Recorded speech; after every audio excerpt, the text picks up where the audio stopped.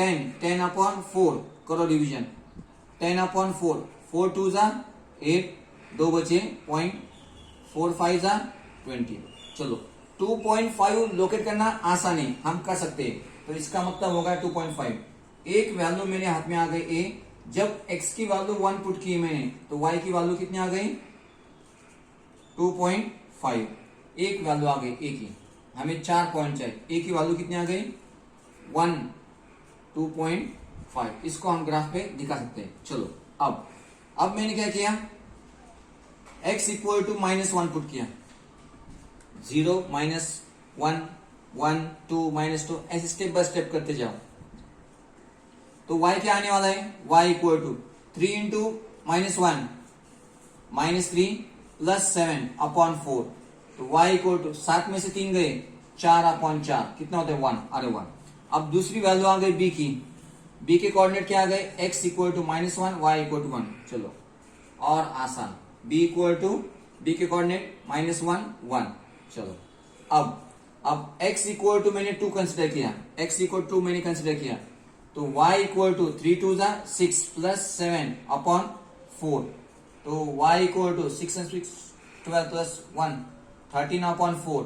Division करके देखा, 13 upon 4, 4 3 जा 12, एक बचा पॉइंट 0, 4 2 जा 8, 4 5 जा 20। देखो 3.25 है, x इक्वल टू लिया तो y की वैल्यू 2 डिजिट में आ रही, कुछ काम की नहीं, उसको छोड़ दो। फिर अब किसके पास गया मैं, x इक्वल टू -2 के पास गया, तो y की वैल्यू क्या आने वाली है अपने मन से, 3 2 जा -6 प्लस 7 अपॉन 4। तो y इक्वल टू क्या आ गया, -6 प्लस 7 1 अपॉन 4। अब इसका आंसर 4 अपॉन 1 0.0, 4 2 जा 8, 4 5 जा 20, कुछ काम की नहीं। जब x इक्वल टू -2 पुट किया तो भी आंसर 0.25 आ रहा, उसको हम नहीं दिखा सकते, 2 ने भी काम नहीं किया, -2 ने भी काम नहीं किया।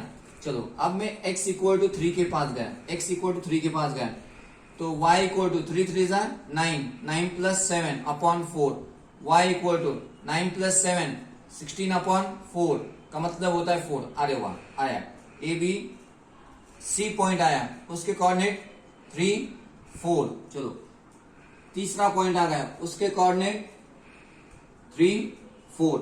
अब चौथा पॉइंट ढूंढना है, x इक्वल टू -3 के पास गया, x इक्वल टू -3 के पास गया, तो y equal to 3 into -3 -9 plus 7 upon 4।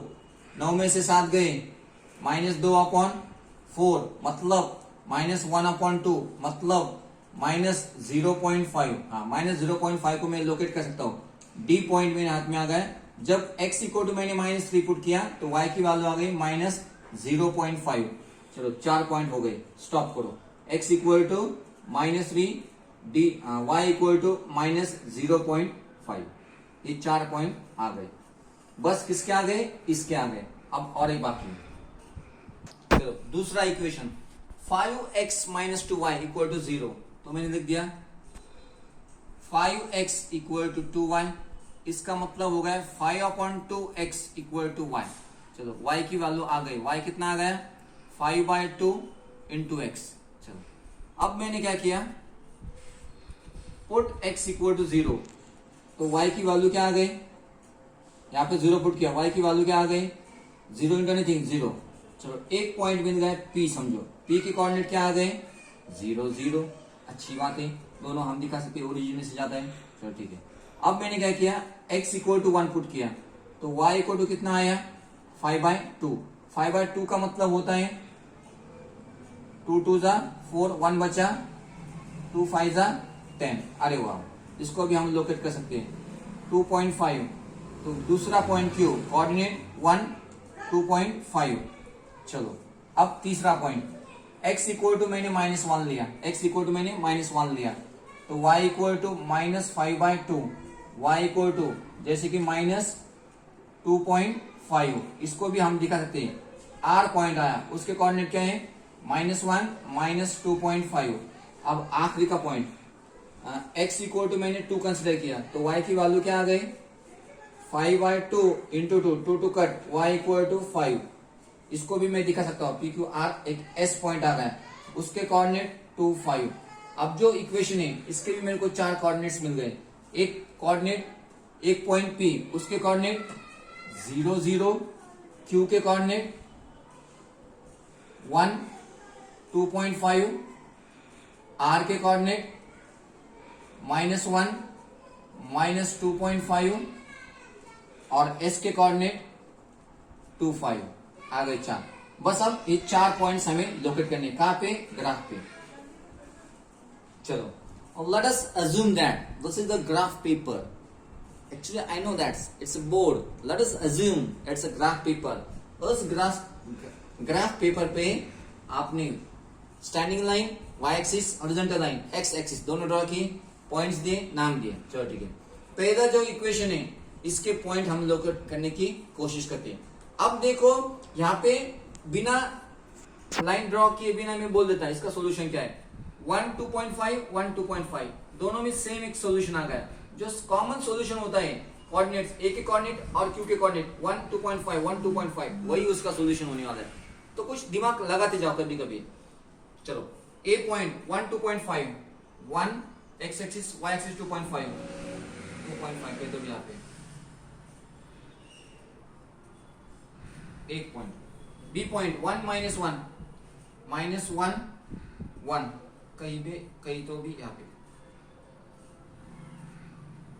3 4 3 x axis, y axis 4।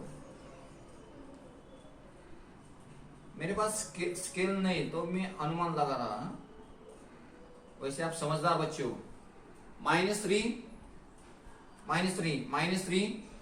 0.5 कहीं तो भी यहाँ पे आने वाला है। यहाँ पे 1 है, इसका आधा ऐसा है। अब जो लाइन खींचूंगा मैं,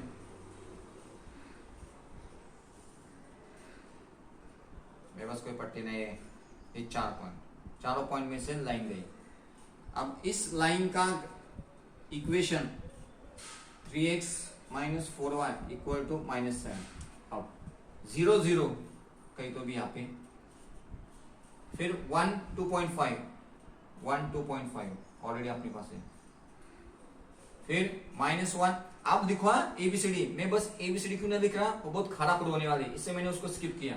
जैसे कि यहाँ पे P पॉइंट, यहाँ पे Q पॉइंट, R पॉइंट, -1 -1 2.5 -1 2.5 -1 -2.5 कहीं तो भी यहाँ पे R पॉइंट, फिर S पॉइंट 2 5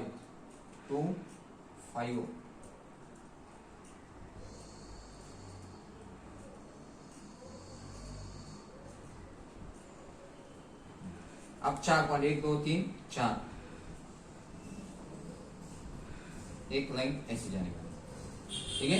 अब इन दोनों का इंटरसेक्शन कहां पे होगा, यहाँ पे होगा। आपको इस पॉइंट के भी नाम लिखने हैं, जैसे कि ये जो पॉइंट है, ये पॉइंट कौन सा है, -3 0.5, इसका नाम है D। 3 4 3 4 यहाँ पे जो पॉइंट है उसका नाम है C। 1 -1 कहाँ पे गया, -1 1 यहाँ पे नाम है B। और फिर A 1 2.5 A 1 2.5। C के कोऑर्डिनेट क्या है 3 4। R के कोऑर्डिनेट क्या है R -1 -2.5। Q के कोऑर्डिनेट क्या है लिख दे। P के कोऑर्डिनेट क्या है 0 0। अब क्या बचा, एक 2 4 बचा, आखिरी 2 5। ये जो पॉइंट है, ये जो S कोऑर्डिनेट है, इसके कोऑर्डिनेट 2 5। तो अब D की दिखे ना, D की कोऑर्डिनेट क्या है, इक्वेशन हुआ। अब इसका इक्वेशन क्या है 5x - 2y = 0। मतलब मैंने क्यों खड़ा खोल के दिखने दो, बहुत खराब हो गया, पर इसके भी मार्क्स होने वाले।